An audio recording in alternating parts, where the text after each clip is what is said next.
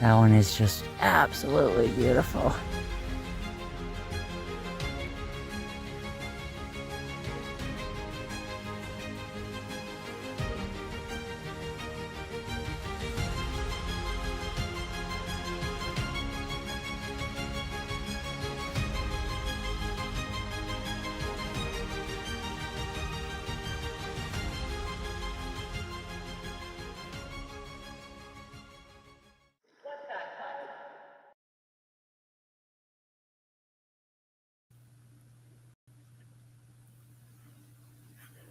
I don't know what's going on here. Hold on a second. Let's remove this. See if I can get this back up fully here. There we go. I don't want that either. Oh, let's be difficult, shall we? Let's close out of this. Go back to chat so I can check in with everybody. How you guys doing tonight? Let's see.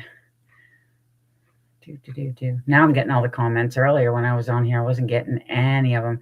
Hi, Brandy Doo. How are you? Giovanni, good to see you. Sam, I hope you're feeling better. And I hope you're getting plenty of rest. And I had to play that amazingly beautiful, tear-jerking video you did for Ella. It's absolutely beautiful. You do amazing work. Hey, Wojo. Glad to see you guys made it back in time. John T., how are you? Let's see. Who else do we have here? Curious. Good to see you. Glad you could make it tonight. Sam, I think I'm catching up here pretty fast. Giovanni. D-Hoot's in the house. Hey, D-Hoot. Oh, good. I'm glad you're coming around. Hi, Vincent. How are you? Good to see you. About the attack in Oklahoma. I haven't heard about the attack in Oklahoma yet, so I'm going to have to look into that.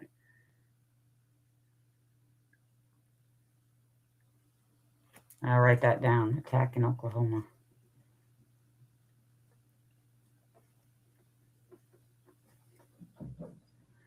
I usually tell anybody when it comes to these type of attacks, it's usually one that's been weaned too quick and doesn't know how to hunt properly. It's an old one that's just ornery and can't hunt properly.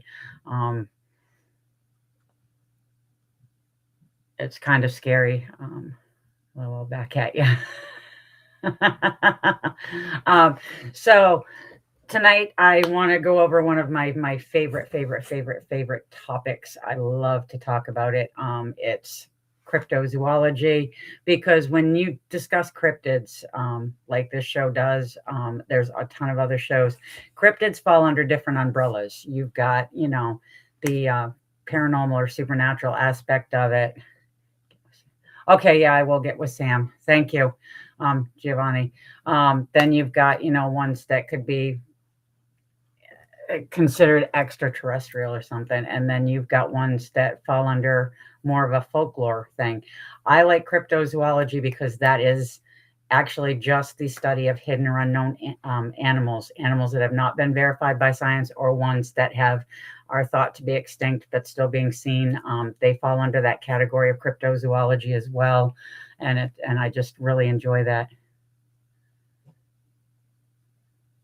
By an unknown animal. Oh, okay. So they don't know exactly what it is. All right. Thanks, BMO. I will look into that. Yeah. I mean, thank you, Giovanni. Yeah.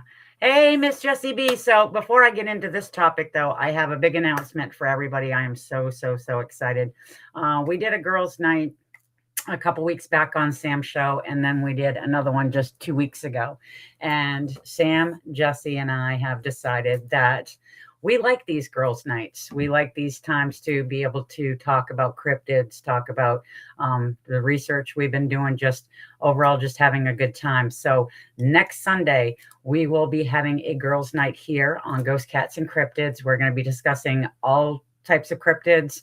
We're going to be discussing some of our favorite cryptid movies. So anybody who wants to join in, throw in their favorite, we can have these great discussions. The show, I will warn you, probably will go well over an hour, because when the girls and I get together, we have a lot of fun, and we usually have a lot of fun with all of you. So we are going to be doing another girls' night next Sunday. So I hope that everybody can make it. Now back on to the show here tonight. With cryptozoology, I did a talk years back for the Vogels on one of the expeditions they had. Tim had asked me if I could do a topic on, a discussion on cryptozoology, what it was, different things about it and stuff. So I did. And one of the first things that I always wanted to know, and I always get asked too, is, yeah, I know, I can't wait. We're going to be doing this. Whoop, whoop. Yeah, there we go. Yeah, curious. It's like, oh, yeah. We have a lot of fun. I really enjoy being able to hang out with Sam and Miss Jessie B.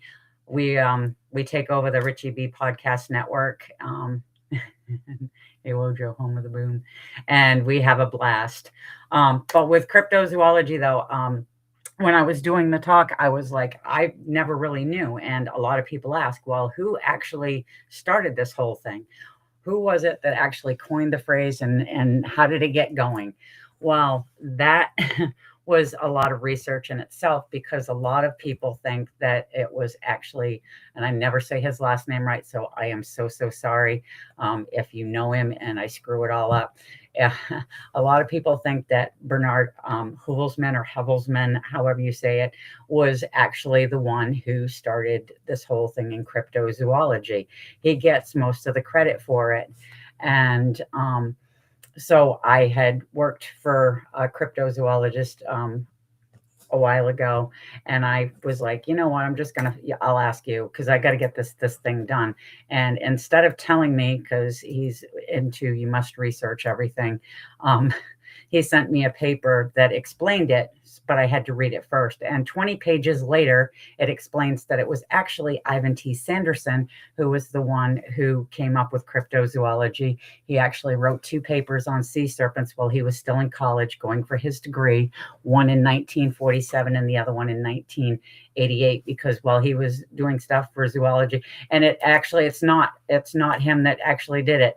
I got the paper on it that I got from Lauren Coleman, because he knew both men. And Ivan does not care that he doesn't get credit for it. He allows Bernard to get full credit for it, but it was actually Ivan T. Sanderson who was actually the one who coined it. And they worked together, though. They traveled all over the world, Bernard and Ivan. They went to different islands looking into things.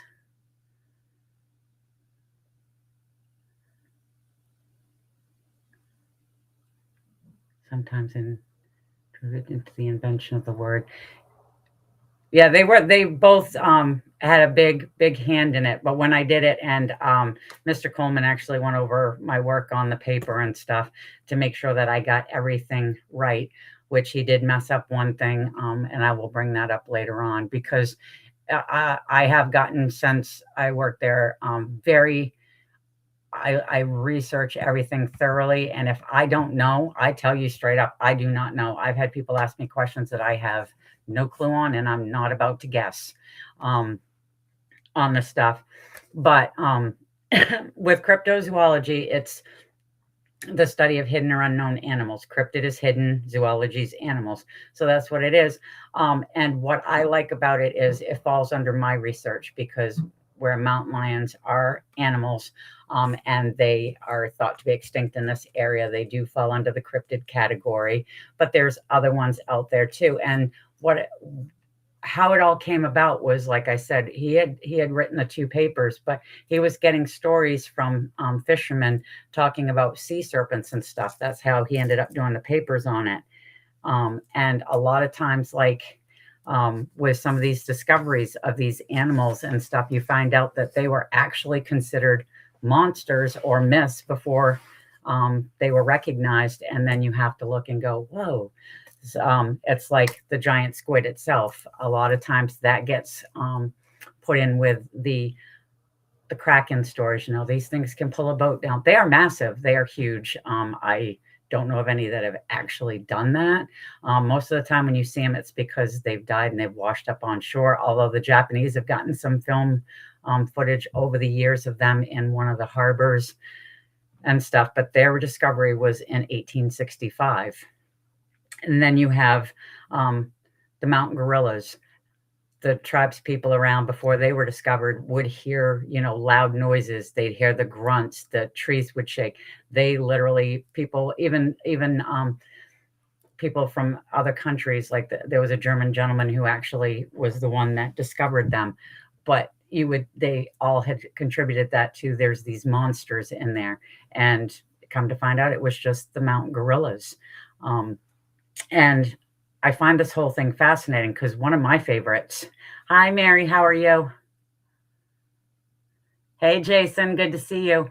One of my favorites, and this one isn't to say it's a story. I would say it was more a myth before, or I literally, actually, my whole thing every time I talk about this one is I would told somebody they were absolutely drunk if they told me they'd seen it. Yeah, you're wasted. I'm sorry. It's the okapi, which the longest time I pronounced it wrong because it looks like it says okapi, because they have zebra legs, a donkey body, and a giraffe head. So yeah, if you told me that they were an actual animal, I would have told you were drunk and crazy, but they are absolutely gorgeous and very, very shy creatures. And let me see if I can pull up a photo of one of these cutie pies. Let's see.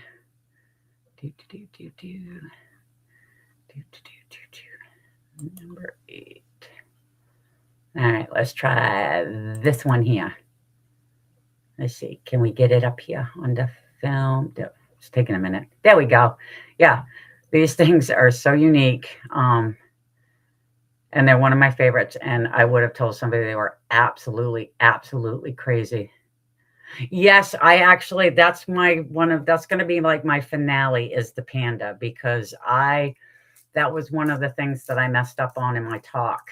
I thought I was right. I was told to tell the patrons about the panda and the discovery. And I realized that after I went in looking to bring that up, because I had it in my talk, but I also wanted to try to find some photos of Ruth and the panda and stuff. I found a lot of interesting information on that. And that's the thing, though, is there's so much information out there. You could be wrong. That's why I like to really, really look into stuff and see. Yeah, I mean, they're absolutely gorgeous. They're adorable little buggers. Let me remove you off here. Let's just remove. There we go. But that's the thing with cryptids. I mean, Richie did a show. He actually sent me the link a while back where he was doing one of his episodes and talking about animals that have been discovered. And one was the coelacanth. That one, was thought to be extinct for 65 million years. And then one was caught off the coast of South Africa. The gentleman took it to the fish market. What I like about this one, though, is the woman who actually discovered it was a curator for a museum. I want to say it's Marjorie Courtney Latimer.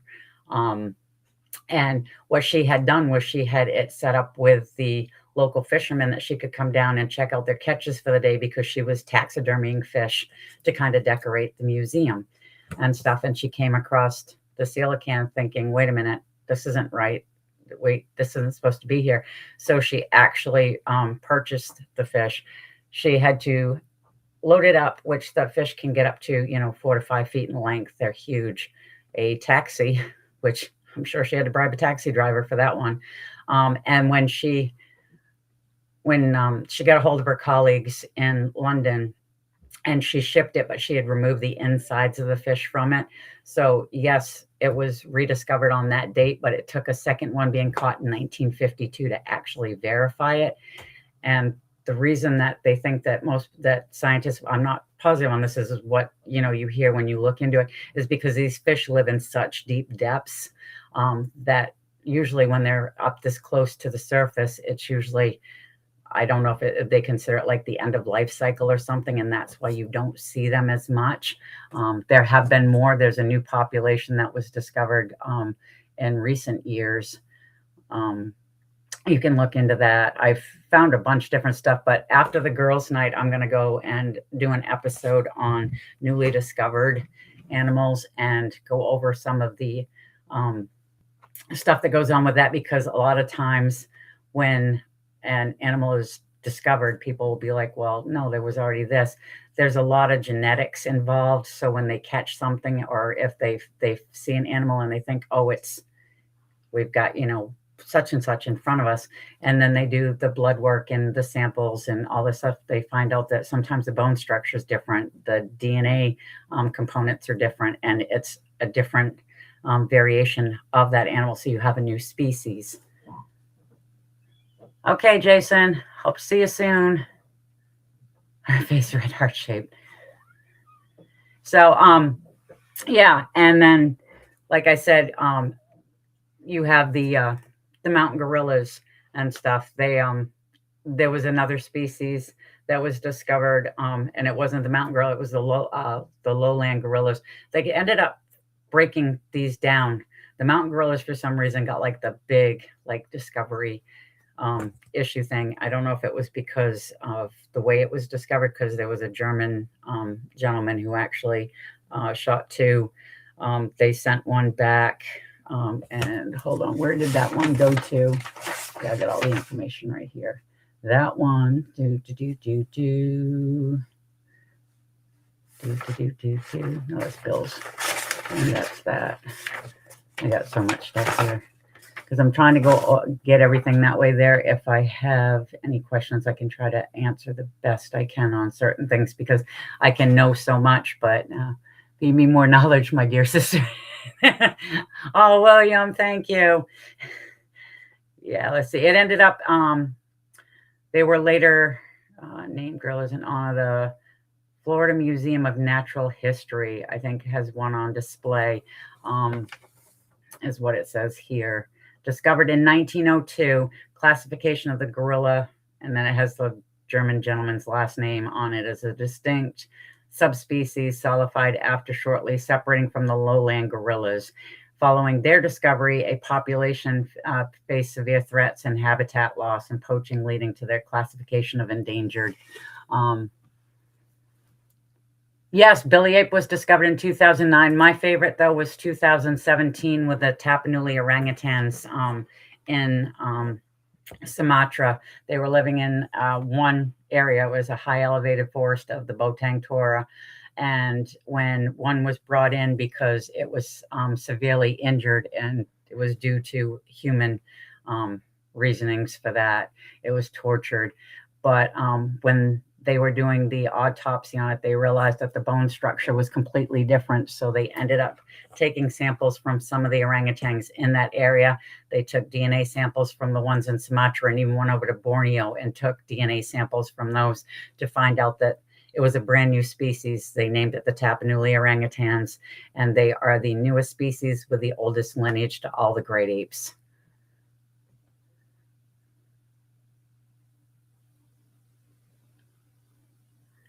I'm not affiliated with the one, William. Oh, that is so funny. Oh, yeah. We have to talk sometime, William. I think we definitely have some stories to swap off here and stuff. That would be great. But like I said, that will be another one, because this topic here is just fascinating to me. I absolutely love it. I love knowing more on the subjects and stuff. And I like it when, you find out these classic animals that were considered stories, myths, or monsters. I mean, you've got the Komodo dragon as well.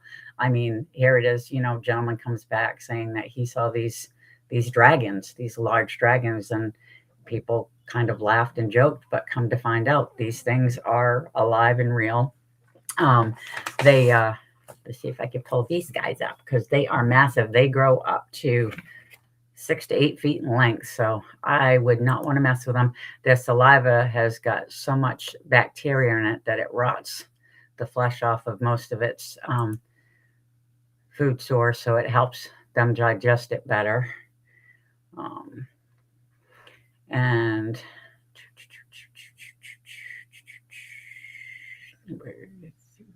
right there. This is the one I want.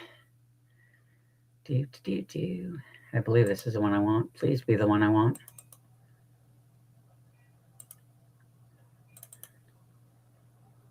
I'm still getting used to all this, but I'm doing better. And there we go. There's the big boy. Yay, girls' night. Yeah, it'll be fun. It's going to be a lot of fun. I have so much fun with Sam and just, we have a lot of laughs. We have a great, the whole chat is just fabulous. Everybody just has such a great time. And that's why I said, if anybody has a cryptid, one of their favorites they want to discuss, because we're more than willing. If we don't know, we'd love to learn.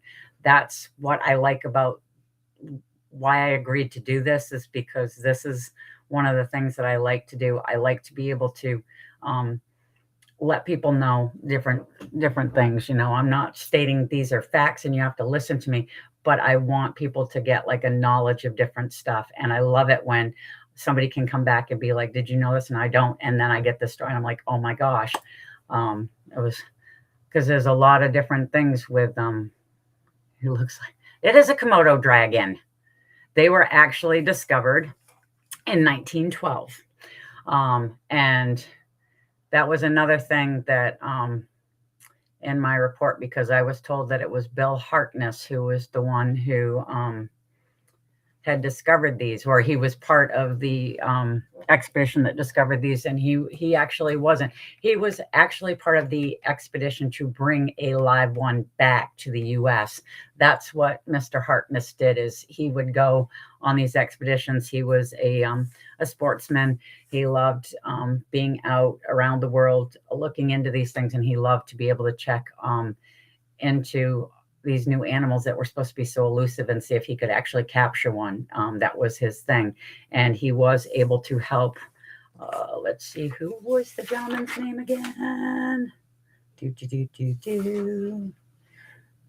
W. Douglas Burden was actually the gentleman who set up the expedition to try to bring back Komodo dragons, live specimens, because they wanted them to be housed in the Bronx Zoo so that people could actually see them. Well, thank you, Jason. I appreciate that. And I'm glad that you're back. Oh, you're fine, Giovanni. I'm very slow here too. I have, like, you don't understand my brain. It's like there's so much going on and I want to spit everything out at once, and I'm trying to break it down and slow it down, but I get overly excited with all of this stuff. Oh, thank you. My brothers, my sisters, my aunties, my uncles. Well, that's great. I love the fact this is one big family, and I am so thankful that I was asked to be a part of this family. I'm thankful to the Vogels who actually introduced me to Richie, told me that I should get together with Richie and talk to him. And Richie is I have to say, he is a great support system. I literally tonight, I was watching the podcast, and then I hear him saying, I just want to get on there and go, oh my God. Because he was like, you know, he talks about how he loves my research methods and stuff. And it's like, to me, that's incredible, because Richie does amazing research. Him and Wojo do amazing research. Sam is an amazing executive producer. Her show is wonderful. She has got the best personality. She can make amazing videos. And I just feel lucky to be in this family. And then I have all of you guys in chat, Kurt and Giovanni and Jason and William and Mary and Curious, and the list goes at D-Hoot, it goes on and on. I can't list everybody, but I am so thankful to Brandy. Yay! I'm so thankful to actually just be a part of this banter family. It's insane. All right, now we'll get the mushy stuff over, because geez, I almost cried enough with Ella here. It was the first night where I just teared up, but the other nights I was bawling. And it was bad. So they ended up bringing back what was it? Let's see. They returned with 5 specimens alive and then 12 preserved ones. So I'm assuming that those ones are the ones they killed, which is sad, because that's what I find very disheartening with science, is for some reason they always have to have a body. They always have to, you know, kind of dissect stuff. And David Lester and me. Weird Wild. Oh, that would be great. I would love that. And it's just science bugs me sometimes. There was a article probably 4 or 5 years ago out, and I absolutely laughed so hard because, like I said, they're talking about bringing these Komodos back, specimens and stuff, and because people didn't believe them, and even though they are an actual animal. So they wanted to bring them back. They wanted to house them. They wanted to lock them up. They're on display, whatever. But a new spider was actually discovered somewhere over in, I want to say it was in Asia. It was over that way. And gentleman, the scientist who discovered it, what did he do?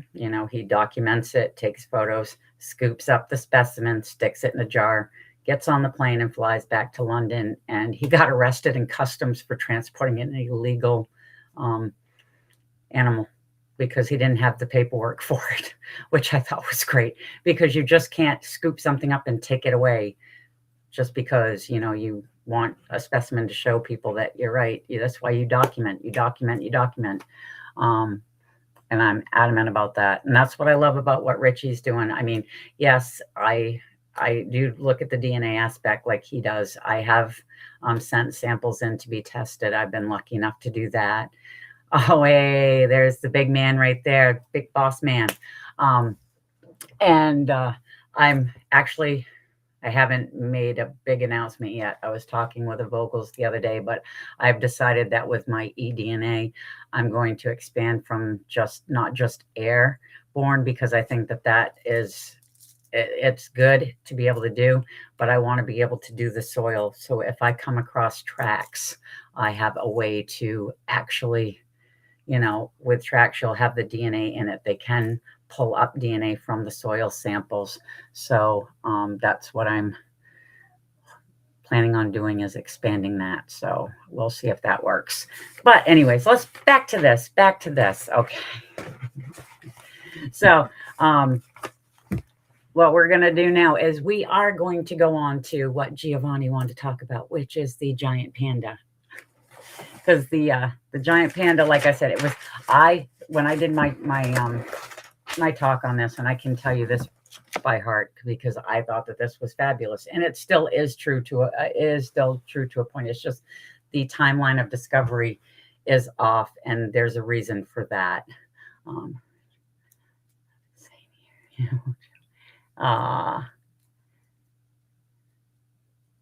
Yeah, it's there's so much within the New England states cryptid wise, Jason. It's insane. Richie got some amazing stuff today. And what I loved with Richie's stuff is, he's questioning it. And then you have a bunch of us jumping on and trying to find different stuff. It's like I tried looking to see maybe if those were beaver teeth, because thankfully I've got a collection of skulls back here, and I could try to see if I could match anything up. And that's what it's about. I'm not saying that that's what it was, but we try to rule out, other things that go on. And this, I just love researching with you guys. It's amazing. It's absolutely amazing. So back onto the giant panda. Okay. Now I was, when I did my thing, I had it that the giant panda was first discovered in 1936, because that's what, it comes up, I was told. I went over everything. I looked into stuff. Well, it wasn't 1936. It was actually March 11th, 1869. But these animals are so elusive that it wasn't until 1936 when the first panda was brought back to the U.S. by Ruth Harkness. It was actually her husband in 1934, Bill, who was one of the gentlemen who, he helped with the Komodo dragon transports back to the U.S. Oh, happy Sunday to you too, Brandy. And what I liked about it was he had gone to China to try to bring back one of these pandas because they were so elusive. He wanted to bring one back to the United States to show scientists and stuff that they were there, even though they knew it, because like I said, their discovery by Western science was in 1869. While he was in China, he was there for a while. He ended up dying of lung cancer. Now, his wife, Ruth Harkness, was a New York socialite. She was a fashion designer. Not getting dirty wasn't her thing. Nope, don't want to do it. Well, when he passed away, she did fly to China for his funeral and to bring him home. But she decided when this went down that she was going to fulfill this one last thing that he wanted to do. So she set up and arranged for a guide, for all for helpers, stuff like that. And she actually, after planning this for several months, she flew to China. She spent 2.5 months between the China and Tibetan border in the wilderness. And on November 9th, they actually captured a 9-week-old panda cub. And she brought the panda cub home, wrapped in a blanket, on her lap, on a plane. And she did hand it over to scientists so that they could check it out and do the stuff that they wanted. There we go. Yes, Guinness Book of World Records. We need that. We need to be in there. Let me see if I can pull up.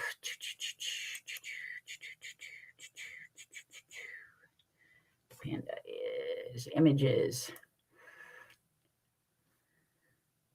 I think I'm getting too used to this because I'm just like too laid back right now. It's like, oh yeah, we got this.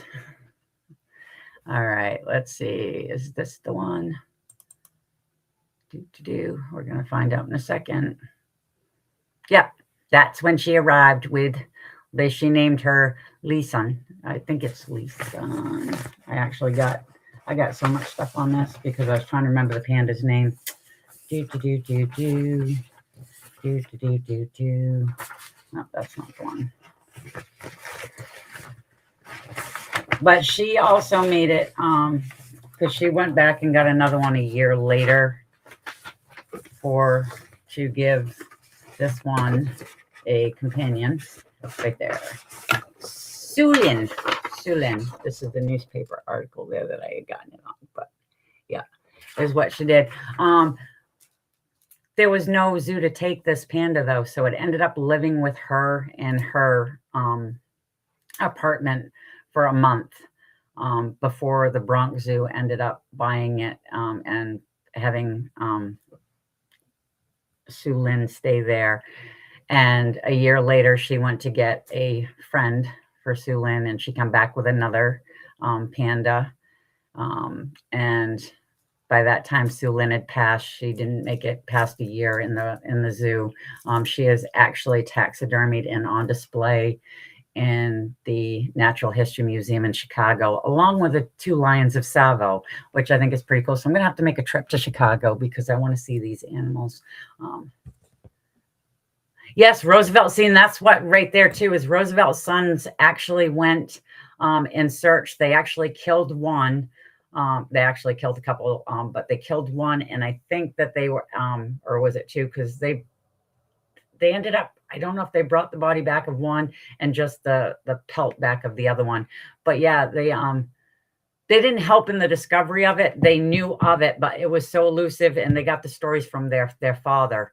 And they did go though. There's actually a book on that because I did find that out too.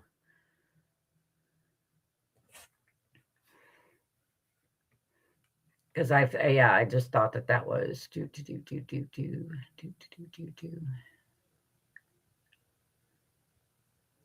yeah.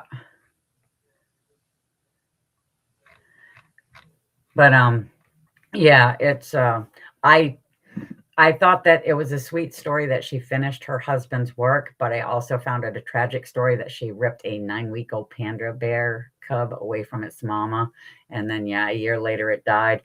But I looked into the whole thing with because the World Wildlife Federation has a great website too. And I got a ton of information off theirs. And it's a timeline one, which I thought was kind of cool. If I can figure out what I just did with it, because I just had it in my hand a second ago. And I just lost it right there. The history of the giant panda. So let's hear about the history of the giant panda. So on March 11th, 1869, hunters bring a panda skin to the French something. I do not know how to say that. Armand David. So he was something French. And then April 13th, 1929, the Roosevelt brothers began their first became the first foreigners to shoot a panda. In 1936, Ruth Harkness captures an infant panda and takes it to the U.S., invoking universal sympathy for the plight of the panda and creating the panda cult, is what they call it. In 1936 to 1946, 14 pandas were taken from China by foreigners. In 1946, China closes all doors to panda exploitation by foreigners. In 1957 to 1983, a total of 24 pandas were given to foreign countries as goodwill gestures.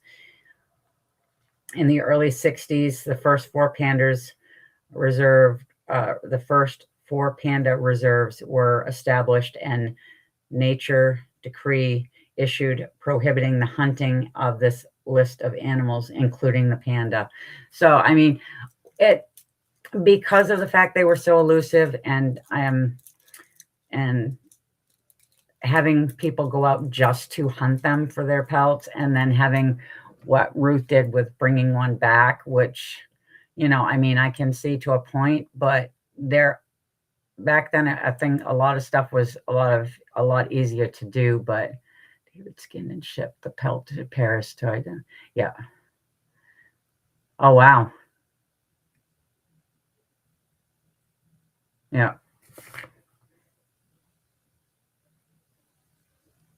That it says that's to give that date as the date that they were actually discovered was 1869. So, and if you look it up, that's what I ended up doing this time around, was I looked it up, and it did say that March 11th, 1896, which, like I said, I thought it was 1936, the way it was done, but that was the first live one was brought back to the U.S. And that's the thing. I don't know, bringing animals back and having them locked up. Yeah. And now, TKB. I know, and I'm glad, because this is what I like, is we get more information, because I've only got so much, and what I'm getting is it's not 1936, it's March 11th, 1869, and I'm getting it from several different things. But with that being said, though, is people were traveling to China to look for these things and to hunt them and stuff, and that's what gets, yeah. I love the videos of them, like in the snow, rolling like a ball down the hill. They just keep going and going. And then there's a couple of them where you see like the people in taking care of them, and the panda just keeps coming over and, grabbing a hold of the person trying to clean up and stuff, because they want to play. They're adorable. They were my son's grandmother's favorite. And they are actually the animal logo for the World Wildlife Federation. But yeah, so there's so much that goes on with this stuff, and just so many different discoveries and different animals that, I mean, come on, the platypus. I mean, that's another one, absolutely insane, crazy. And it's like, but yeah, they exist. And so why is it so hard for people when, somebody says something about Bigfoot, and then you get this, well, they're supposed to be this big and they can't be that. We don't know. There's a lot of stuff that we don't know. And there's still a lot of animals that are being discovered. And there's a bunch that were thought to be extinct that are being rediscovered. Yeah, I bet. Hey, Tyler, I'm so glad you got a chance to stop in. And that's what I like about this, is because you can't be closed-minded. You have to, to think, what are the possibilities? And that's what we do with the research is, we don't say, oh, it's just this. We go, okay, we we think it could be this, but what else could it be? Or what, possibly could have done this? You have to just keep asking the questions and asking the questions. And a lot of times, there's something new. And sometimes, like with the coelacanth, 65 million years, that was thought to be extinct. But, okay, those 2 specimens were caught. And if she hadn't been there, would it have been known? Because these things had, probably have been caught several times and stuff, and by the local fishermen. But it was just somebody there at the right time, and it was the right place, right time to make the discovery. Oh yeah, you could do a lot of stuff in the 1960s. There was a lot of weird pets and stuff that you could get. A friend of mine, when I grew up, and I grew up in the 70s, my dad worked for a company when I was 6. We had to go out onto one of the islands out to Vinyl Haven because he was working on a house out there, and his boss had a chimp that we used to play with. Yeah, there was like a lot of weird stuff. My grandmother, God rest her soul, I did not know, actually had a pet skunk that she used to have, and it lived in the house. Didn't have any issues with it, but, and I'm sorry, skunks are freaking adorable. They're stinky, but they're adorable. And that's one of the things too, when I do the new things, there was a new species of skunk that was discovered, and you guys can look it up ahead if you want, but the thing does handstands, and it's adorable. It's absolutely adorable. I read that too. Yeah, you could. And the thing is, though, is like when I sat down for the research that I'm doing now with my state biologist in 2023, the U.S. government signed a bill called the Big Cat Law, which it banned all big cat sales in the U.S. And there were people arrested in Texas, I believe, I believe it was in Texas, because they were selling, I can't remember what it was. I want to say jaguars, but I don't know if that's even what it was. But they were a big cat, and they weren't supposed to have them, but they were selling them, the kittens and stuff. And when I sat down with my state biologist, I said, well, how many people actually have these big cats as pets in this state? He said 4. And I was like, okay. And I said, so I could get one? And he's like, yeah, you can. He goes, as long as you fill out the paperwork, you have the proper housing for it. And it gets, because it does, they do send people, you do have to have vet care for these animals. He said you could have one. And I said, how is that even possible? Because just a year and a half ago, they banned all this stuff. And nope, I can still, if I want to go and get the paperwork, if I want to pay the money, I can have my own big cat. And I just don't see how that's possible. But all states are different. I guess that's the way it works. I know it's a federal law, but as long as you follow the guidelines of the state and stuff, and you keep, if you follow the guidelines and the rules and stuff to certain things.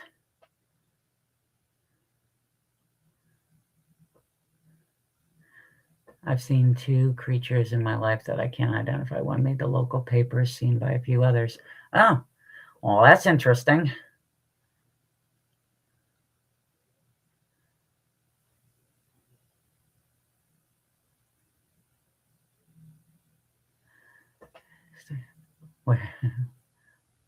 Right now where I live, it is 6:47 at night. In the evening, I should say, not at night. It's in the evening, but...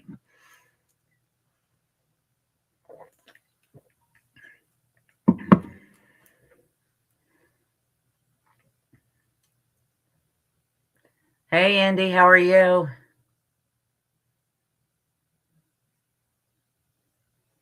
Second one, you have no clue. That's where the first one was pig-like, but definitely not a pig. I don't know what that would be. I've seen some weird stuff, but I'm assuming that what I saw, because I saw what I swear to God would have, what they describe as a chupacabra now, but I think it was a coyote with mange, but it just a blur. I will say that the biologist was right, though. Your eyes can play tricks on you. They can make things look different than what they are. If it's a fast, just a fast sighting, or things can look bigger than they are, whatever. It's hard to say sometimes, but it's not true for all sightings. I mean, yes, your eyes can be deceiving. It can play tricks on you there, but that's when you start questioning things. Well, what else could it be? What, could look like this, different stuff. I mean, you just got to keep going.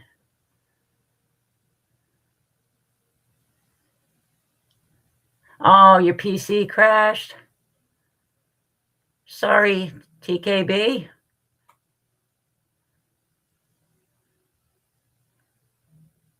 You just bought a pack of Reese's from the vending machine. I just had to rub it. Well, you are just mean, Tyler. That is just mean. But yeah, so that I just wanted to kind of cover this because I really enjoy this topic. I enjoy the classic animals of discovery, but I also really, really like all the different things that are now being found, plus the stuff that they thought was extinct that isn't. I mean, when I did my talk, there was it'd been since the 1800s that this brown wood snake had been seen, and in 2019 it was rediscovered. There was a Galapagos tortoise that was thought to be extinct for 100 years. That was rediscovered. I mean, there's just so much. There was rediscoveries in a temple. I can't remember where the heck that temple was though, of a spider. There was some type of beetle and something else. It was like 3 things all discovered by scientists when they ended up going into this temple. And I can't remember what it was. Wondering for years, may never get the answers. Yeah, sometimes you don't get the answers, and it's bad. Hey, lady on the screen. I'm well. Aw. Well, it's a pleasure to meet you too. I try to share interesting topics. Sometimes it's not. Sometimes I just babble because you know me, Sam. I like to talk a lot. But I do. I like because and this is great because people have been, we keep going back and forth with different stuff. And it's nice because, like I said, I still am continuing to learn different things about this. And that's what I like about being part of this family is we all tell you straight up, we are not experts. There's some of us that are more knowledgeable on things. There's some of us that are knowledgeable, but maybe not as knowledgeable as we think, and somebody else can come in and be like, oh my gosh, thank you. Cause that helps out a lot. Oh no, we always learn. Yeah. I don't know about that, Sam, but I appreciate it. You are so freaking sweet. Tyler makes me hungry. All I can eat is soup.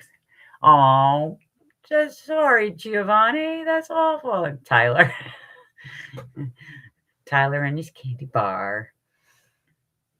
But yeah, so just a reminder, if nobody else has anything else they want to discuss. Oh, but at some point we are going to, we could actually do this. We don't have to get done right yet. We can do this because this is one of my favorites too. And this is one that we will discuss next time. And that is the thylacines, because I absolutely love these things. They are phenomenal. They are a work of art. And let me see. And this part right here really is just cool and creepy all at the same time. If I can pull it up. What do I do with my little lettering thing here? Number 1.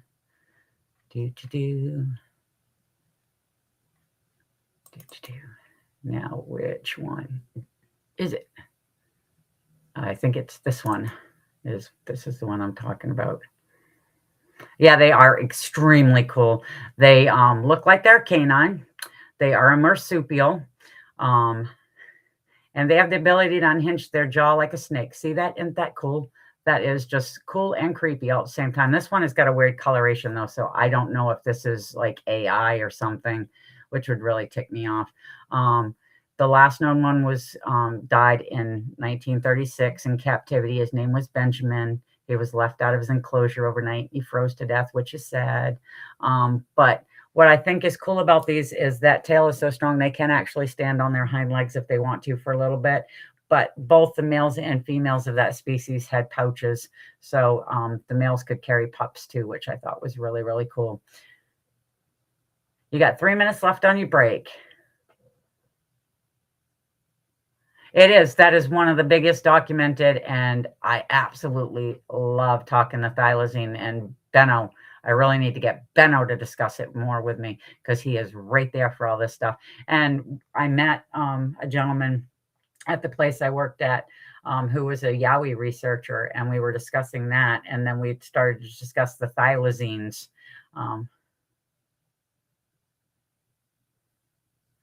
Yeah, well, actually, yeah, there's a BML that's actually really a good point there on that, because I've actually read some stuff too on the chupacabra, and yeah, a lot of the stories I do think come from this animal itself. But the funny thing is this is Australia, and the chupacabra stories actually started nowhere's near that. So I know that they're in, there's stuff in Mexico, but Puerto Rico is where they actually started from and stuff. And, but the Yowie researcher there, we were discussing the thylacine, and it was really cool because, get to talk to somebody with their Australian accent. And he was like, yeah, he said most of the time when there's sightings of these, the rangers there will tell people that it was a dingo or a stray dog or something. He goes, but the last one that they had, the guy couldn't argue with himself because he was the park ranger and he had the sighting. But yeah, this will be one that we discuss at some point, because these guys, I am so fascinated by. They are incredible. And it's just a very, very sad fact that they're gone due to, human neglect. Let's see what else. Okay, image. Let's see if I can find another one of them, because I got a couple. Is it still up there? Yeah, let's see. What do we got here? What's this one? There we go. Yeah, right there in captivity. They're just so cool. I mean, they look canine and they're marsupials. And then they look like they're part dog, but they look like they're part tiger. I mean, it's crazy. It's absolutely crazy. Yeah, dingoes, yes. Bye, Tyler. Good luck at work. But yeah, they're absolutely fascinating and marvelous creatures. So we will definitely be having a discussion on these guys, and most likely some others as well, because you know me, I love to talk and love this stuff. So we will get so much more in, just not next week, because next week is a girls' night, and we will be talking lots of cryptid stuff. So this one could actually pop into the conversation. It's that could happen very, very, very easily. That's for sure. But anybody that's going to be on, I hope everybody can make it. Please, any cryptids you want to talk about, toss them into the chat. We can discuss it. It's going to be a lot of fun. Yeah, it makes me mad too. That it's all human error on that. Because they actually, where is it? The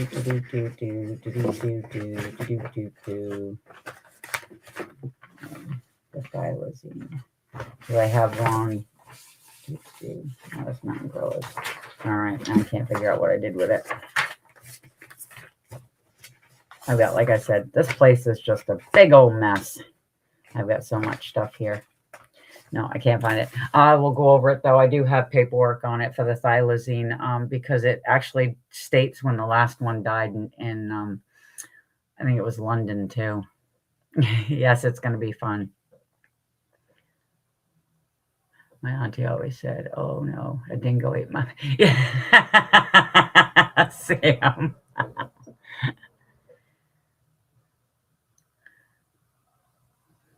Oh, you can't see Sam? Oh, that's weird. Because, yeah, Sam's Been right here the whole time. Andy can't see you, Sam.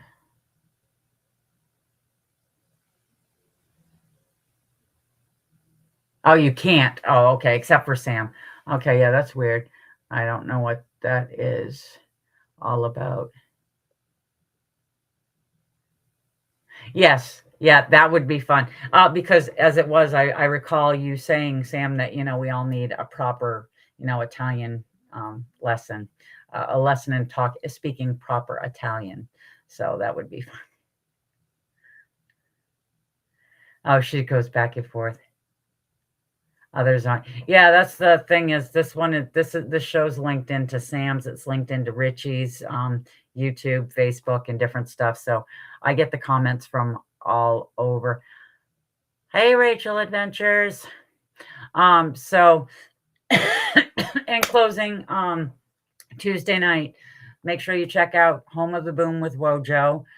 I'm not sure this week if he's got a guest or not. I don't know what they have planned.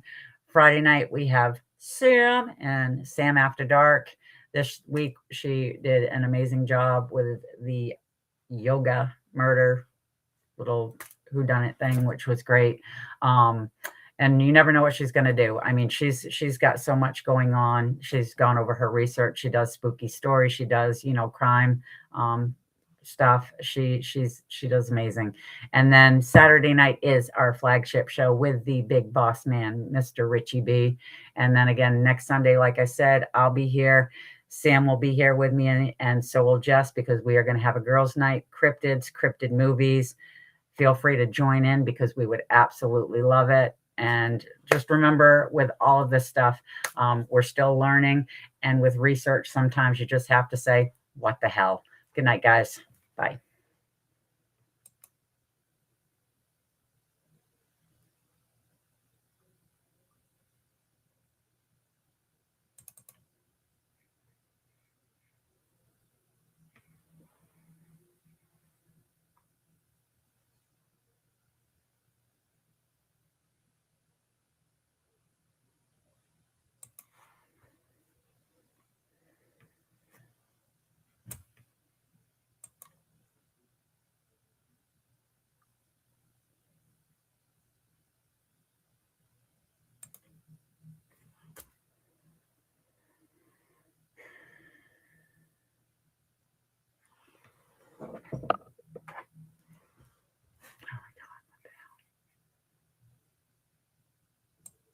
Why is it not ending?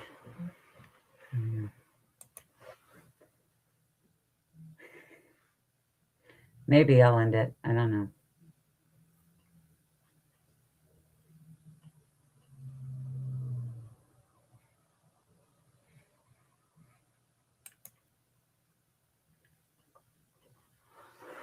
Oh my God. Is it off? No. Stop.